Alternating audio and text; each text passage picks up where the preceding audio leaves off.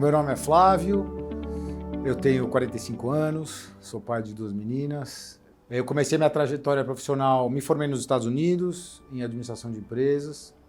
Voltei para o Brasil no final de 2001 e fui trabalhar com um fundo de private equity bem conhecido aqui, chamado AIG Capital Partners.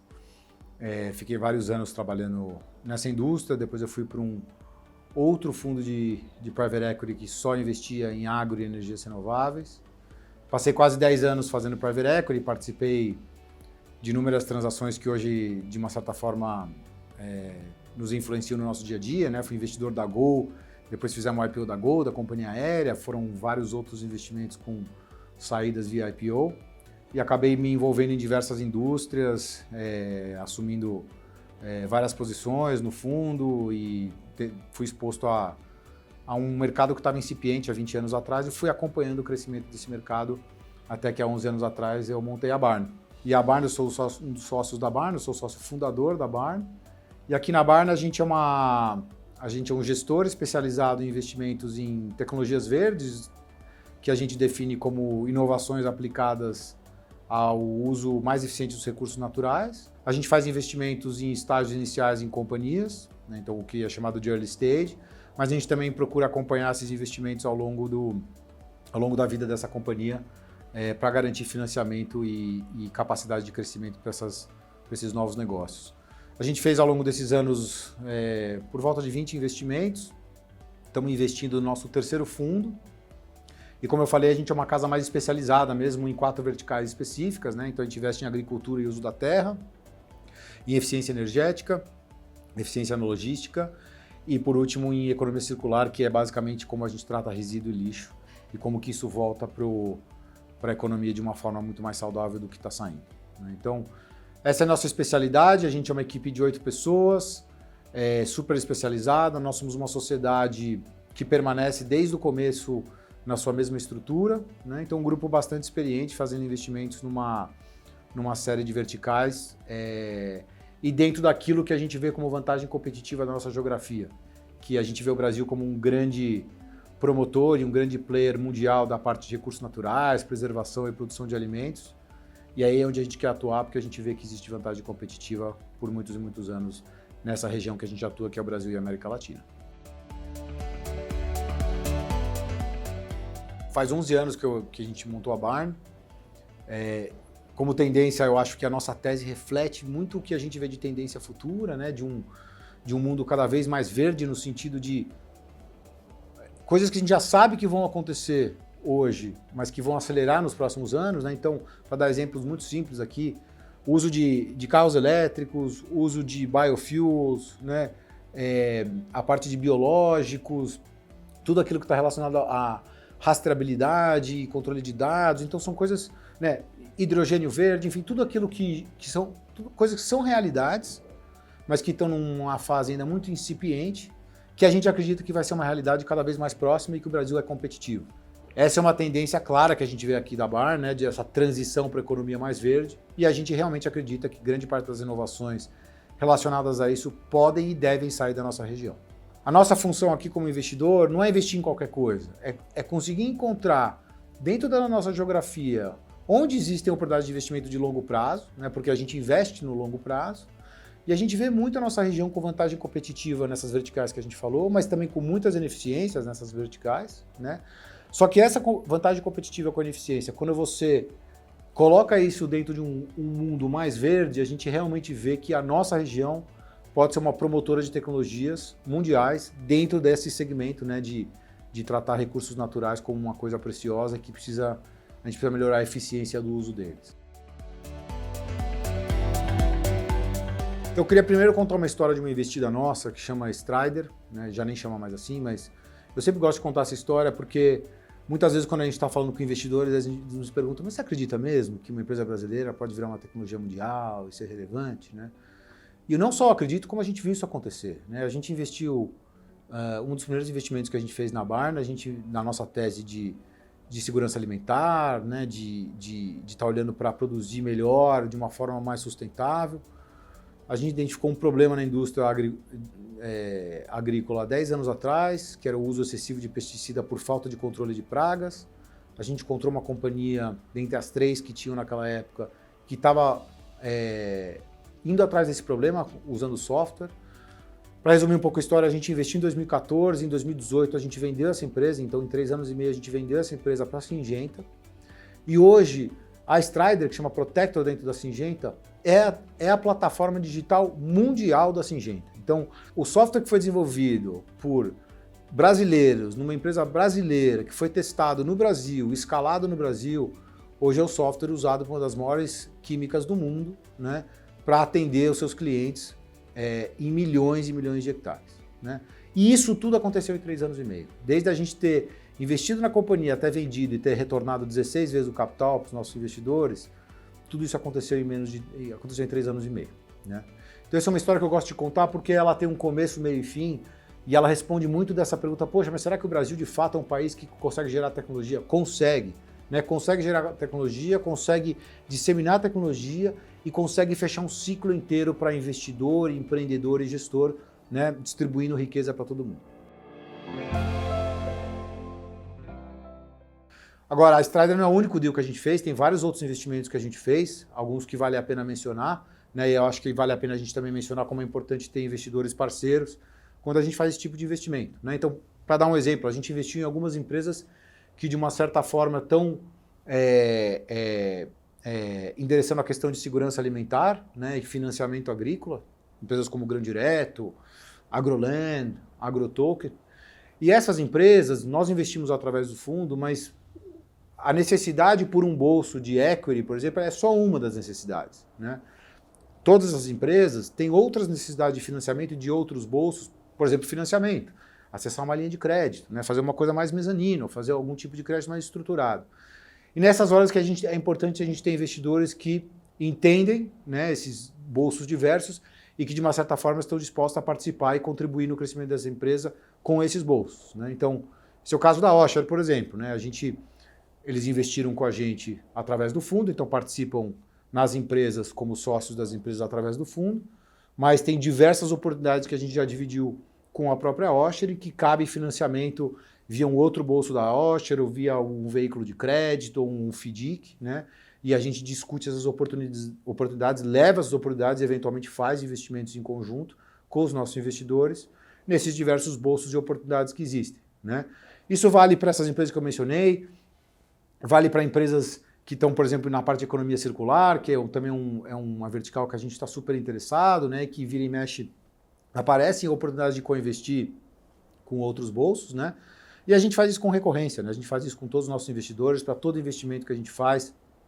Sempre que existe a oportunidade de trazer o bolso do próprio investidor para participar diretamente, seja como investidor de equity ou como dívida, a gente faz isso bastante e a gente tem feito isso com a Osher de forma recorrente. A gente já deve ter discutido aí umas 7, 8 oportunidades desde que eles estão investindo com a gente. Então, para a gente, esse é o melhor dos mundos, né? Tem investidores que contribuem diretamente como investidores do nosso veículo, mas que também sejam portas abertas para a gente ajudar as empresas do portfólio a crescerem com bolsos que talvez não justifiquem equity, né, pela diluição ou pela característica do dinheiro que é necessário, e que a gente possa contar com os investidores que são parceiros para fazer isso com a gente. O relacionamento com a Osher tem sido super legal. Acho que uma das coisas que a gente realmente valoriza aqui dentro é que nós somos uma empresa de sócios também, né, e a relação que a gente consegue construir com os sócios, clientes e parceiros nossos, para a gente é uma coisa muito relevante. Como disse, o nosso business é de longo prazo, é um business que quem investe com a gente, quem está próximo da gente, né, vai ganhando confiança no tempo, né? E desde que a gente se fez a parceria com a Osher, a gente só tem a agradecer. Todas as trocas com as pessoas envolvidas são ótimas. As demandas, eu espero que a gente esteja atendendo, né? Mas eu acho que existe um interesse mútuo, tanto nosso como da Osher, de promover investimentos interessantes, e eu acho que eles sentem confiança na gente cada vez mais, e a gente, obviamente, vê neles um grande parceiro para poder fazer mais e mais investimentos. Eu acho que o mercado hoje é muito melhor do que era 10 anos atrás. Há 10 anos atrás, a gente basicamente não tinha um mercado... 15 anos atrás, basicamente não tinha um mercado de VC, me arrisco a dizer que como classe de ativo ele existe há 5, 6 anos, né? Assim como uma classe de ativo que vários gestores alocam capital. Talvez o que aconteceu de não tão bom foi que o mercado veio para alocar capital num momento de exuberância máxima, assim, no meu entender, um pouco de irracionalidade de preço. Isso, de uma certa forma, acabou afetando o mercado. Eu acho que muito do que a gente está vendo que está acontecendo hoje no mundo, não só no Brasil, tem a ver com isso, né? Dinheiro muito barato, com taxas de juros quase que negativa em vários lugares, muita liquidez no mercado. Isso gerou um interesse grande pela classe de ativos e quando você tem muita demanda para uma oferta menor, a gente acaba vendo essas irracionalidades de preço. Acho que a gente está passando por um ajuste, não me assusta, porque para nós aqui na Barn, a gente nunca entrou nesse hype, né? A gente sempre manteve os pés no chão de entender que a gente só vai saber se o investimento é bom quando a gente vender, então eu sempre falo isso, né? Não sei se muita gente gosta de ouvir isso, mas o retorno está na compra, não está na venda, então é importante saber comprar bem, porque quem dita o preço de saída é o mercado, né? Claro que tem que ser uma empresa boa, com potencial, mas no final das contas o mercado tem um peso muito grande em ditar preço. Então eu pessoalmente não me assusto com o momento que a gente está agora. Eu acho que para nós na Barn, até um certo ponto é bom, porque a gente consegue mostrar quão diligente a gente foi até aqui e como isso está gerando resultados para a gente, né? Nossa carteira ano passado, num ano muito ruim, apreciou em mais de 50%. Então, nesse sentido, eu acho que é um pouco bom assim da gente tirar a irracionalidade do mercado e conseguir defender um mercado que tem um pouco mais de racional por trás, né? O lado ruim disso é que, de fato, a liquidez seca, né? Não só para as startups, mas para nós como gestores também, né? Juros mais altos, o dinheiro fica mais caro, quem alocou capital em gestores pela primeira vez está esperando para ver qual vai ser o retorno, qual vai ser a liquidez. E em momentos como esse, né, de baixa liquidez, de uma aversão grande a risco, a gente vê menos saídas, então isso empurra o mercado como um todo para um período mais adiante. Eu sou otimista, eu acho que o mercado, não sei se a palavra certa vai voltar, eu acho que o mercado vai melhorar, espero eu que ele volte de um jeito mais disciplinado e que a gente consiga, de fato, premiar os gestores que investem com um certo olhar mais cuidadoso e mais técnico para esse tipo de situação. É difícil dizer quando isso vai acontecer, né? Mas eu acho que a gente está melhor hoje do que a gente estava 6 meses atrás e 1 ano atrás, né? A minha expectativa pessoal é super positiva. Eu acho que a gente está indo para um segundo ciclo de Venture Capital. Como eu mencionei, acho que tem gestores e gestores. Nós nos vemos como gestores de longo prazo, que temos uma linha uma metodologia de investir. A gente não vai passar por cima disso, né? E eu acho que a gente escolheu a tese, uma das poucas teses em que o Brasil é forte por muitos e muitos anos. Então, o dinheiro vai voltar, né? Em que volume, a que preços, é difícil dizer. Eu tendo a acreditar que a gente volta para um mercado de precificação melhor em ambas as pontas, mas também acho eu espero que os gestores aprendam, né, com tudo que passou no passado para que a gente consiga gerar as expectativas certas, porque também pagar muito caro, né, nas companhias e ficar inflando preços, chega uma hora que a conta chega, como a gente está vendo agora, isso acaba prejudicando o mercado como um todo. Se a gente é disciplinado, investe no longo prazo, com uma metodologia, com critérios, sem passar por cima disso, ao longo do tempo a gente vai sempre gerar retorno. Então, eu sou muito otimista de que o mercado vai ser melhor do que ele era no passado. Então, os próximos passos da Barna, a gente, depois de vários anos investindo, a gente quer se tornar referência em investimentos nessa transição energética para uma economia mais verde, né, focando na parte de segurança alimentar e de fato nessa transição. A gente sente que a gente tem uma tese bastante única que conversa com a experiência que a gente tem investindo nessa própria tese. Então, o próximo fundo que a gente está captando é para poder capturar todas as oportunidades, entendendo o estágio do mercado, mas também se preparando para poder financiar as empresas durante diversos estágios, né? E a gente acha que a gente consegue ser uma gestora que consegue investir em tecnologias que são exportadas para o resto do mundo e ser relevante para o resto do mundo nessa tese que a gente investe. É muito boa essa pergunta.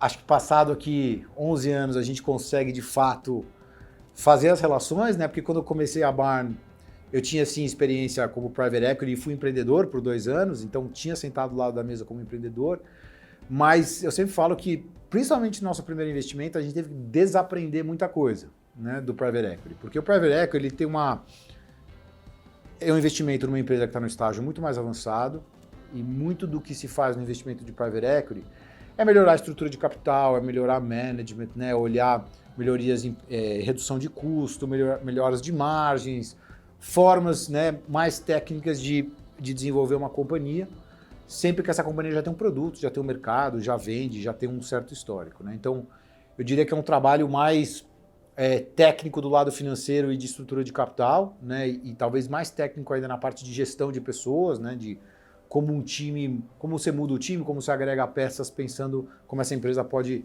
crescer muito mais, né?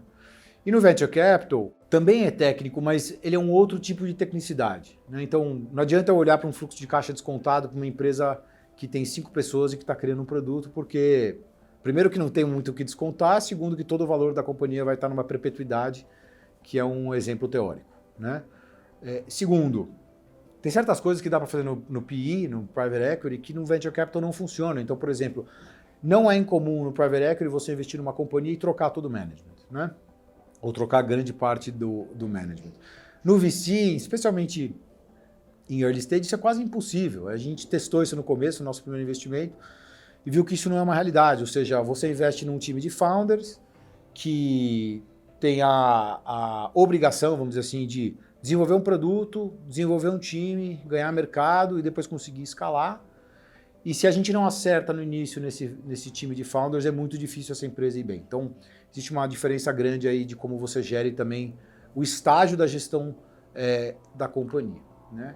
E, obviamente, são crescimentos e demandas de capital muito diferentes. Então, muitas vezes o Venture Capital ele demanda capital por muitos anos, mesmo queimando muito caixa, né? Porque, fazendo um paralelo com uma indústria farmacêutica, existe toda uma pesquisa e desenvolvimento que está sendo feito para um produto novo, para um mercado novo, que às vezes não tem nenhum benchmark ainda. Então isso implica em acertar, errar e muitas vezes gastar dinheiro para testar, né? Então, muitas vezes a gente vê empresas de Venture Capital captando rodadas de investimento, mesmo sem que elas sejam financeiramente viáveis naquele momento, ou ainda queimando caixa, porque está percorrendo o trajeto para isso acontecer, né?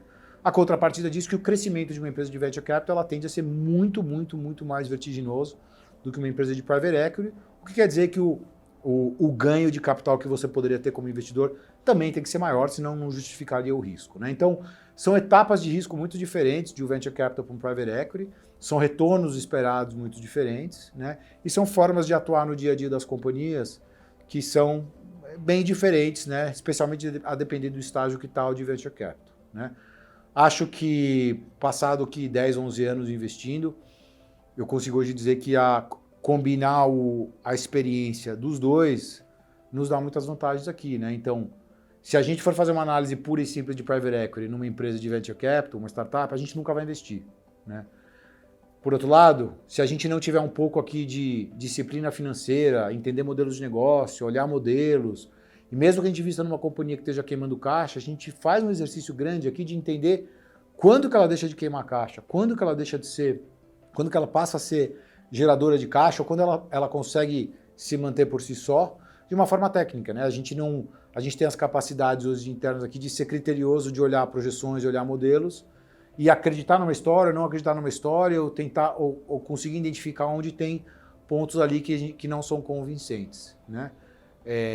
Por outro lado, a gente não pode deixar de ter aquela crença quase no imponderável de muitas empresas, né? Como a gente já conseguiu viver de fato aqui em empresas que a gente investiu, de empresas que num primeiro momento são 3, 4 founders e que possivelmente 3, 4 anos depois criaram grandes produtos, têm parcelas significantes de um mercado e por mais que ainda não tenham números gigantescos, possam ser muito valiosas para o mercado para vir um comprador, né? Então, é importante conseguir ter esse balanço no Venture Capital, né? Não ser completamente cego para a parte técnica, né? E fazer as análises e realmente olhar porque tem que ser olhado para se convencer, né?